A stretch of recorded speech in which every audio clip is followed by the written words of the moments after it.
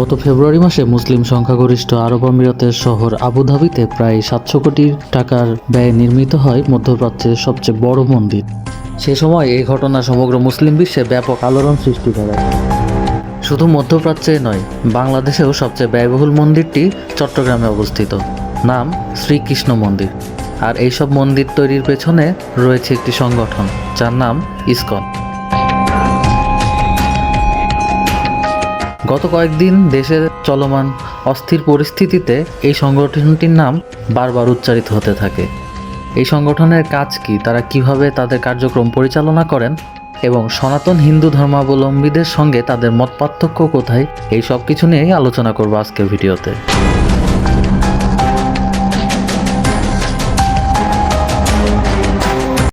ISKCON সম্বন্ধে জানার আগে আমাদেরকে প্রথমে হিন্দু সম্প্রদায় সম্বন্ধে কিছুটা জানা লাগবে।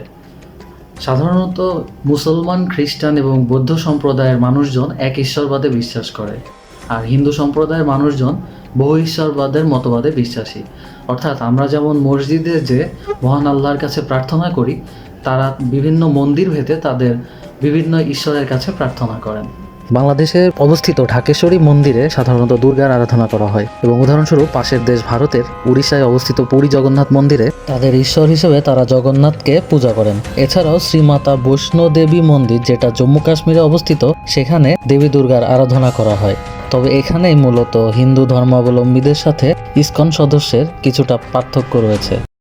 এই সংগঠনের যাত্রা শুরু হয় আজ থেকে প্রায় 58 বছর আগে। ইসকনের পুরো নাম international society for Krishna consciousness, অর্থাৎ বাংলায় একে আন্তর্জাতিক কৃষ্ণ ভাবনামৃত সংঘ বলেও ডাকা হয়। এই সংগঠনের প্রতিষ্ঠাতা আচার্য ভক্তি বেদান্ত স্বামী প্রভুপাদ। তিনি মার্কিন যুক্তরাষ্ট্রের নিউ ইয়র্কে 1966 সালের 13 জুলাই এই সংগঠন প্রতিষ্ঠা করেন। মূলত এটি একটি বৈষ্ণব ধর্মের অংশ এবং শ্রীকৃষ্ণকে কেন্দ্র করেই এই সংগঠনটি তাদের ধর্মীয় এবং আধ্যাত্মিক কার্যক্রম পরিচালনা করে। মধ্যপ্রাচ্যের দুই শহর আরব আমিরাত এবং দুবাই ছাড়াও বিশ্বের বিভিন্ন দেশ যেমন আমেরিকা, ইংল্যান্ড, ব্রাজিল এবং ইসরায়েলেও ইসকনের শাখা রয়েছে। তবে বিভিন্ন দেশে ইসকন নিষিদ্ধ, যেমন চীন এবং সিঙ্গাপুর। বাংলাদেশে ঠিক কবে নাগাদ ইসকন তাদের কার্যক্রম শুরু করে এ সম্বন্ধে সঠিকভাবে কোনো তথ্য পাওয়া যায় না। তবে ধারণা করা হয় 1970 সালের শুরুতেই তারা বাংলাদেশে তাদের কার্যক্রম শুরু করে। ঢাকার স্বামীবাগের যে মন্দিরটা, সেটা ইসকনের অন্যতম গুরুত্বপূর্ণ কেন্দ্র হিসেবে ব্যবহার করা হয়ে থাকে। বিশ্বব্যাপী তাদের কাজের জন্য ইসকন অনেক সমাদৃত হলেও বাংলাদেশে তাদের কিছু কর্মকাণ্ডের কারণে তারা বেশ প্রশ্নবিদ্ধ হয়ে ওঠে।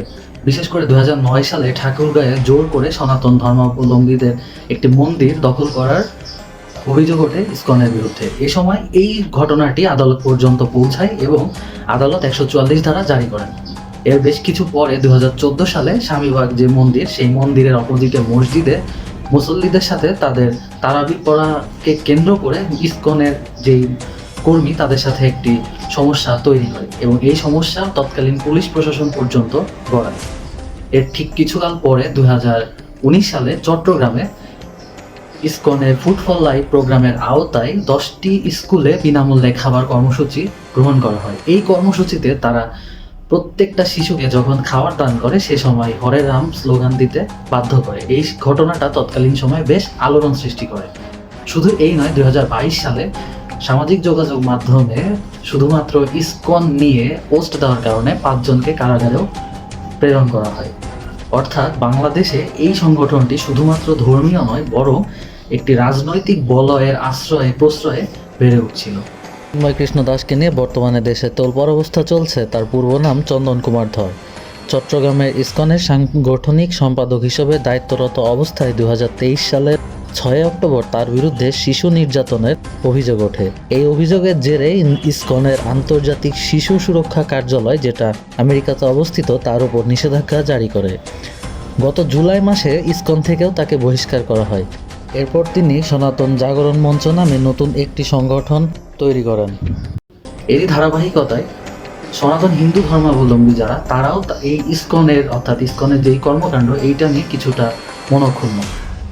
এখন আমাদের এখানে এসে একটা জিনিস বুঝতে হবে, সেটা হচ্ছে ইসকন অর্থাৎ ইসকনের কর্মীরা সকলেই সনাতন হিন্দু ধর্মাবলম্বী, বাট সকল অর্থাৎ বাংলাদেশের সকল হিন্দু ধর্মাবলম্বী ইসকন নয়।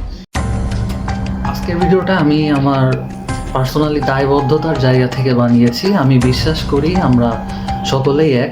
আর এমন তো নয় যে আমরা বাঙালি, মুসলিম, হিন্দু, খ্রিস্টান, বৌদ্ধ যেই আমরা আমাদের বাংলাদেশে বসবাস করি শুধুমাত্র 50-60 বছর একত্রে বসবাস করছি তা তো নয়। আমাদের এই ইতিহাসটা অনেক পুরাতন, অনেক প্রাচীন। সো কোনো রকম বায়াসড না হয়ে আপনার পাশে আপনার অন্য ধর্মাবলম্বীর হয়তো ভাই থাকতে পারে, তো সকল ধর্মের প্রতি মোটামুটি একটা সহানুভূতিশীল আচরণ করার মাধ্যমে আমরা যে স্বাধীনতাটা অর্জন করেছি এটা আরও নিয়ার ফিউচারে আরও বেটার কীভাবে করা যায় আমাদের দেশটাকে, এটা নিয়ে হয়তো চিন্তা করাই আমাদের সকলের জন্যে কল্যাণকর হবে। সো আজকের ভিডিওটা আমি এখানেই শেষ করছি। ভিডিওটা যদি ভালো লেগে থাকে তাহলে অবশ্যই আমার চ্যানেলটি সাবস্ক্রাইব করবেন। ধন্যবাদ।